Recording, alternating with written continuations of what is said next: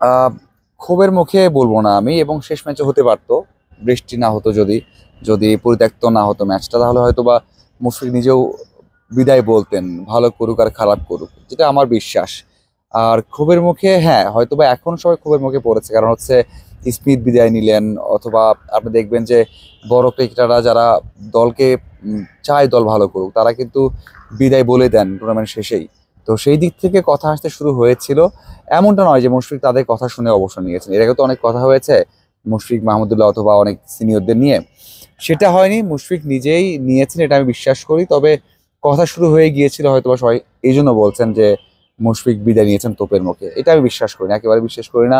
19 বছর খেলেছেন, দেশকে অনেক কিছু দিয়েছেন, যখন দেশকে তার দরকার ছিল বা বাংলাদেশ দলকে যার দরকার ছিল তখন থেকেছেন।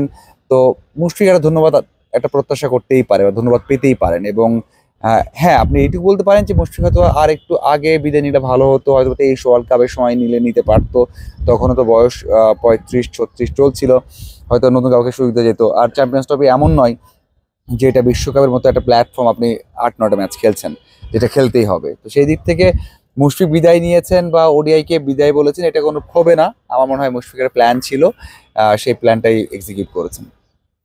আমরা আসলে পঞ্চপাণ্ডবের কথা বলি, আমাদের বাংলাদেশ ক্রিকেটে তাদের অবদান অস্বীকার করার কোনো ধরনের কোনো সুযোগ নেই। চারজন অলরেডি, আসলে সাকিবকে যদি ধরা হয়, আনঅফিসিয়ালি যদি ধরা হয়, তার চারজন অলরেডি বিদায় নিয়েছেন। মানে আসলে মাঠ থেকে বিদায় নেওয়ার সংস্কৃতিটা কি আমাদের দেশে তৈরি হবে না এই লিজেন্ডদের মাধ্যমে? আসলে হলে ভালো হতো কিনা। এখানে আমার মনে হয় একটা গ্যাপ আছে। গ্যাপটা কেমন? এই যে যদি বলতেন যে চ্যাম্পিয়ন্স ট্রফিটাই শেষ, মুশফিক যদি বলে যেতেন অথবা মাহমুদুল্লাহ বলতেন, তাহলে কিন্তু সবগুলো ম্যাচে কিন্তু আলাদা নজর সবার থাকতো, কেউ হয়তো বা সমালোচনা করতো না। এবং লাস্ট ম্যাচটা বৃষ্টির কারণে হয়নি, হয়তো বিজেপি হতো না, তারপর মাঠ থেকেই কিন্তু হতো, কিন্তু ওখানে বলতে পারতেন এবং সেটা অন্যরকম হতো। যেটা সাকিবের হয়েছে, সাকিব টেস্ট থেকে বিদায় নিয়েছেন, আহ, বলে দিয়েছেন যে টি-20 খেলবেন না এবং টেস্ট বিদায় বাংলাদেশে নেবেন, ওখানে ইন্ডিয়াতে একটা টেস্ট খেলেছেন। তো সেইভাবে হতে পারতো, এবং তখন দেখেছেন যে কত কথা হয়েছে ওখানে, ইন্ডিয়ার ওই যে ক্রিকেট অ্যাসোসিয়েশন থেকেও তার সাথে মিট করা হয়েছে, একটা বিদায় সম্বোধনা দেওয়া হয়েছে ওখানে।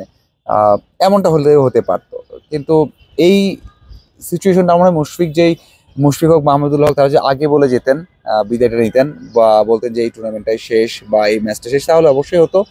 আর তারা হয়তো বা চাননি, তারা হয়তো বা চান না ওইভাবে হোক, এই জন্য হয়তো বা শুধুমাত্র বোর্ডকে দোষ দিবেন সেটা হবে না, বলবেন তারকাদের দোষ সেটা হবে না। আমরা যদি এখানে দাঁড়িয়ে দাঁড়িয়ে বলি যে কেন বিধি নিতে পারছে না, সেটা হবে না। এটা আসলে বিধি তো নিচ্ছেন, আজও কালক নিচ্ছেন, স্ট্যাটাস দিয়ে নিচ্ছেন, সেটা কিন্তু সেভাবে হতে পারতো যে সামনে তো টুর্নামেন্ট ছিল, সামনে তো ওডিআই ম্যাচ আছে, সেখানেও তো নিতে পারতেন। তো এটা ঠিক সমালোচনা শুরু হয়েছে, তবে এই দিক থেকে দুই পক্ষকেই এক হতে হবে যে আসলে হয়তো কারো একটা ম্যাচ কম খেলা হবে, হয়তো একটা ম্যাচ বেশি খেলা হবে, সেই জায়গাতে আসলে তাহলে বিদায়টা নেওয়া যাবে। আর আমার মনে হয় মাঠ থেকে বিদায় নেওয়াটা খুবই জরুরি। এতদিন খেলেছেন মুশফিক, একটা হাত নাড়িয়ে ক্যাপটা খুলে হেঁটে যাবেন, গাড়া বনা যেটা মোহামেডান দিয়েছে সেটা বাংলাদেশ দল কেন নয়, কেন দর্শকরা দিবে না? তো সেটা আসলে দর্শকদের জন্য একটা অপ্রাপ্তি থেকে যায়। আমার মনে হয় দুই পক্ষেরই নেক্সট টাইম এটা নিয়ে আরো মানে আরো বেশি সজাগ হওয়া উচিত, আরো বেশি আন্তরিক হওয়া উচিত। কয়েকদিন আগেই কেন্দ্রীয় চুক্তি নিয়ে কথা বলেছেন ক্রিকেট অপারেশনের চেয়ারম্যান। আমরা সেখানে যে ড্রাফটটা দেখেছি সেখানে মুশফিকের নামও আছে। মানে মনে হয় কি না যে একটা গ্যাপ তৈরি হয়েছে, যে ক্রিকেটার এবং বোর্ডের মাঝখানে যে গ্যাপটা, সেটা এখন পর্যন্ত আসলে মিনিমাইজ হয়নি বা সেভাবে নয়তো 2 দিন আজকে যদি মুশফিক বা গতকালকে মুশফিক সোশ্যাল মিডিয়াতে অবসরের ঘোষণা দিয়েছেন, তার আগে তিনি কেন্দ্রীয় চুক্তিতে আছেন। কি মনে হয় একটা গ্যাপ যে রয়ে গিয়েছে এখন পর্যন্ত, সেটা স্পষ্ট কিনা? গ্যাপ তো আগে থেকে ছিল, বেশি ছিল, এখনো আছে, তবে আমার মনে হয় আগের থেকে কমবে এখন। দেখুন, নতুন বোর্ড দায়িত্ব নেওয়ার পর গতকালও আকরাম খান বলেছেন যে আসলে এটা নিয়ে বোর্ড এবং ক্রিকেটাররা কাজ করছেন, এবং বলেছেন যে ইতিবাচক অনেক কাজ এখন হচ্ছে। তো এটা অবশ্যই দূর করা দরকার, যেটা আগে থেকে তৈরি হয়ে এসেছে, কারণ মুশফিক মাহমুদুল্লাহ যখন বড় হয়েছেন তখন যে বোর্ড ছিল তখন আমরা দেখেছি অনেক কিছুই ঠিক মতো হয়নি, অনেক গ্যাপ ছিল। আম, সেই গ্যাপগুলো হঠাৎ করেই শেষ হয়ে যাবে না, তবে আগের থেকে ভালো হওয়ার পথে রয়েছে, সেটা আমি বিশ্বাস করি। আম, এবং আমি বিশ্বাস করি যে এটা দূর হবে, দূর হবে, তবে এখন পর্যন্ত হয়নি। মুশফিক যেই কাজটা করেছে, আমরা জানতাম যে নেক্সট যে ওডিআই টুর্নামেন্ট আছে বা ওডিআই ম্যাচ আছে, হয়তো পাকিস্তান আসবে জুন জুলাইয়ে, সেই সময় ওডিআই ম্যাচের সময় বিদায় নেওয়ার কথা দুজনেরই মাঠ থেকে। সেটা কেন করলেন না? হয়তোবা মুশফিক কথা বললে, হয়তোবা ক্রিকেট অপারেশন থেকে কথা বললে স্পেসিফিক জানা যাবে যে কেন এখন নিলেন, কেন স্ট্যাটাস দিয়ে নিলেন, কেন আরো ভালোভাবে নিতে পারলেন না। তবে আমার মনে হয় যে এই বিদায়ের বিষয়গুলো, অবশ্যই বিষয়গুলো একেবারে একান্তই থাকা উচিত ক্রিকেটারদের। তারা তাদের ক্যারিয়ার বিল্ড করেছেন, অবসর না নিলেও আসলে খুব বেশি কথা বলার যৌক্তিক না এটা। অবসর না নিক, হ্যাঁ ন্যাশনাল টিম বাদ দিয়ে দেন, আপনি ধোনিও তো সঠিক সময় অবসর নেননি, তাই না? পরে অবসর নিয়েছেন তো। আরো অনেক অনেক বড় বড় তারকা রয়েছে, আফ্রিদিকে নিয়ে অনেক কথা হয়, অবসর নিয়ে আর ব্যাক করেন তো, খেলতে চান। আমি সবসময় এইটা আগে বলেছি, রোনালদো মেসি তো অবসর নেননি। অনেকে বলেছেন যে মেসি ওয়ার্ল্ড কাপ জিতে অবসর নেবেন, অনেকে বলেছেন যে রোনালদো তাদের অবসর নিয়ে ফেলবেন, নেক্সট ওয়ার্ল্ড কাপ খেলবেন। নেক্সট ওয়ার্ল্ড কাপ তারা চলে আসছে, তারা তো সেই ওয়ার্ল্ড কাপও খেলতে পারেন।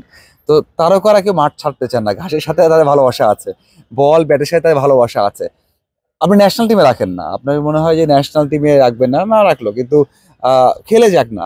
অবসর না নিলে যে আমরা ফোর্স করবো সেটা হতে পারে না। হ্যাঁ, আমরা বলতে পারি ন্যাশনাল টিম থেকে অবসর অথবা ন্যাশনাল টিম দূরে থাক, অন্যদের তৈরি হোক, কারণ ন্যাশনাল টিমে তো দরকার আছে। 27 সালে তো মুশফিক যেটা করবেন সে তার থেকে ভালো তো সোহান করতে পারেন, লিটন করতে পারেন, তার থেকে ভালো তো অঙ্কন করতে পারেন, কারণ তারা তো অনেক ইয়াং, ফ্লেক্সিবিলিটি আছে, রিফ্লেক্স আছে। সেই দিক থেকে আমি বলবো যে অবশ্যই অবশ্যই ফোর্স করতে পারি না, আমরা বলতে পারি ভালো কি খারাপ কি। তবে যে গ্যাপটার কথা আপনি বলছেন সেই গ্যাপটা দূর করা খুবই জরুরি, এবং আমাদের দূর হচ্ছে, এটা সামনের সময় আরো দূর হবে। তবে ওই সংস্কৃতি যে নেই সেটা তৈরি করতে সময় লাগছে, সেটা তৈরি কিভাবে হয় সেটা একটা আমাদের মনে হয় যে সে ওয়েটা বের করা দরকার।